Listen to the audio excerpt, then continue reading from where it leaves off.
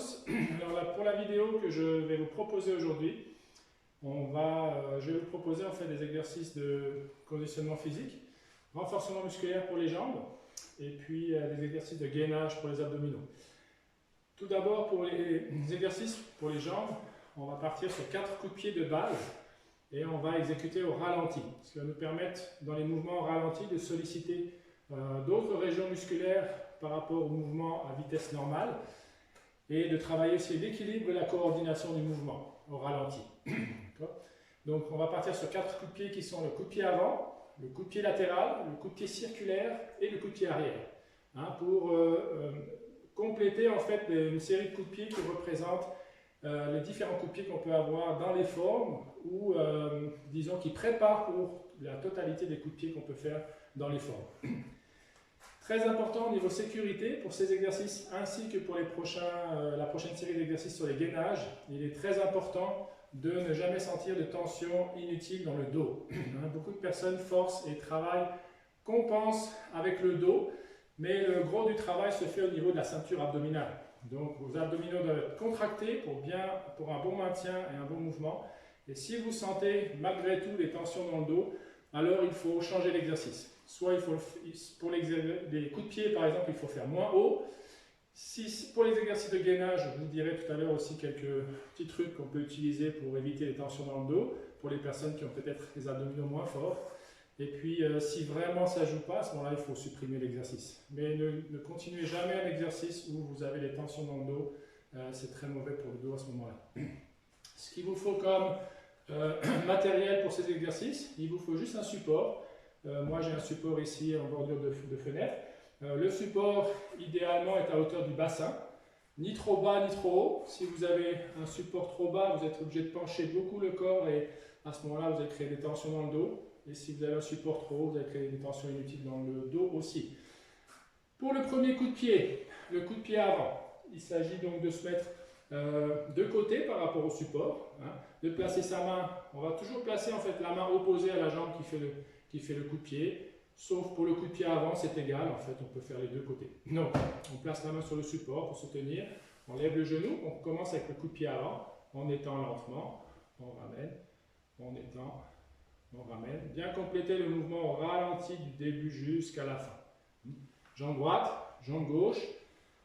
Le nombre de répétitions, vous pouvez ajuster comme vous voulez. Ça peut être 6, 8, 10 répétitions. Pour ma part, quand je fais mon entraînement sur les formes, dans mon échauffement, j'inclus toujours ces séries de coups de pied.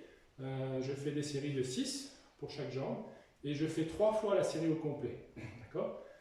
Donc on a vu pour le coup de pied avant. Pour le coup de pied circulaire, on va se placer plutôt de profil par rapport au support. Main gauche sur le support, si on veut faire avec la jambe droite. On se positionne, bien ouvrir la hanche ici avec le genou monté. Le genou reste immobile et on va tendre la jambe. 1, 2. Gardez bien l'angle de pied, pas l'angle de pied vers le haut, mais bien tourner ici pour avoir le coup de pied correct. Pour le coup de pied latéral, on reprend encore de profil par rapport au support. Main posée, mais le genou se prépare cette fois en avant ici. Jambes pliées, quasi horizontale, on pousse. Et on maintient un petit moment et on ramène. Pour le coup de pied arrière, petite différence, vous allez vous placer cette fois face à votre support. Toujours une main sur le support et on va plier la jambe et détendre progressivement vers l'arrière. Attention, pour le coup de pied arrière, normalement c'est un coup de pied qui se fait moitié de profil. Donc, au fur et à mesure que vous allez lancer votre jambe vers l'arrière, votre épaule aussi va reculer et vous allez tourner légèrement le corps vers l'arrière.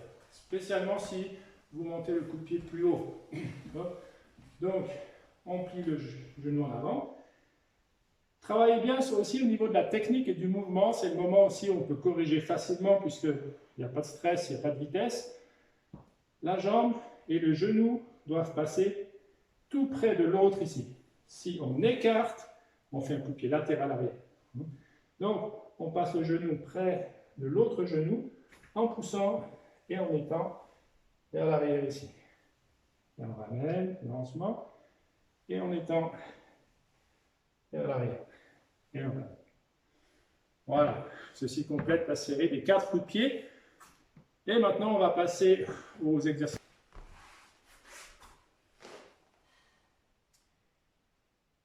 Alors voilà, pour cette deuxième partie sur les exercices de gainage.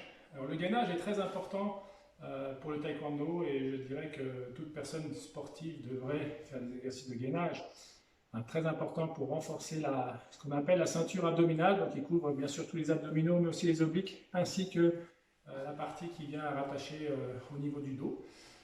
C'est très important pour l'équilibre, la stabilité, la force aussi du corps en général.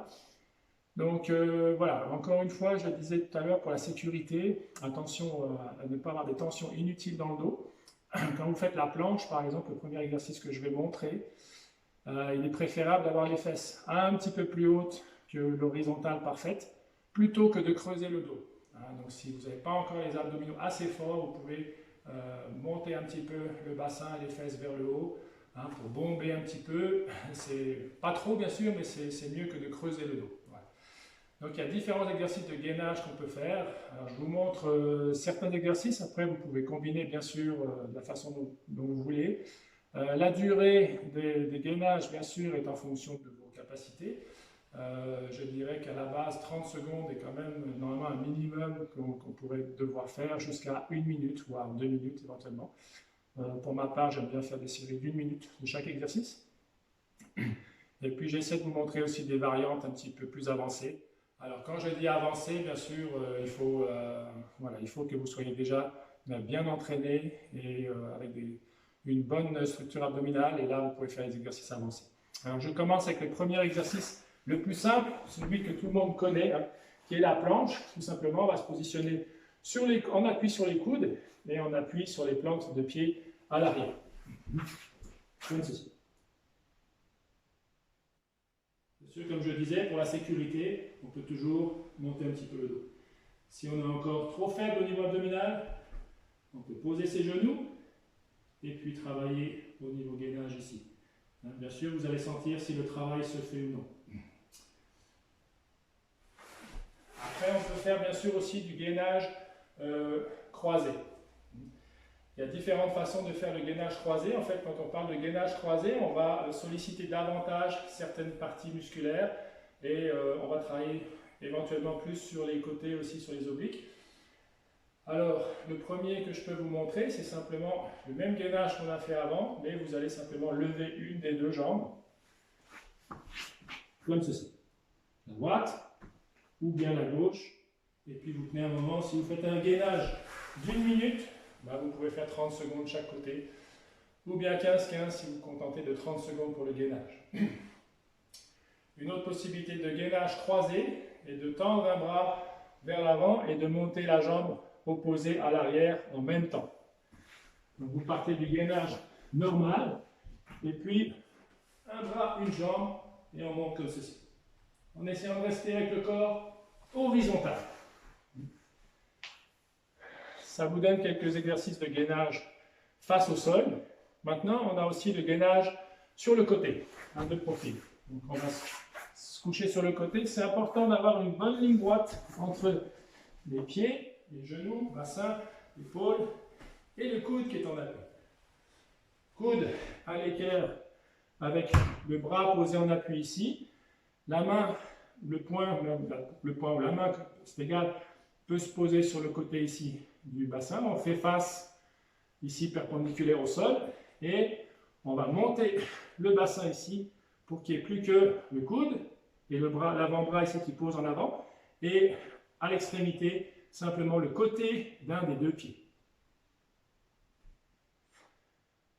Là encore, on a des variantes plus avancées.